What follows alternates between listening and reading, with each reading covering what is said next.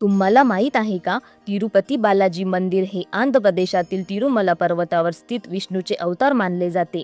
तिरुपती बालाजीची मूर्ती मानवनिर्मित नसून ती स्वयंभू मानली जाते. मंदिरातील बालाजीची मूर्ती अत्यंत जिवंत भासते. मूर्तीच्या मागे कान लावल्यास समुद्राच्या लाटांचा आवाज ऐकू येतो असे भक्त सांगतात. मूर्तीला स्पर्श केल्यावर ती गरम वाटते. पुजारी वेळोवेळी मूर्तीचा घाम पुसतात. बालाजी जिवंत स्वरूपात येथे विराजमान आहेत, ज्यामुळे त्यांना घाम येतो. जणू ते मानवासारखेच आहेत.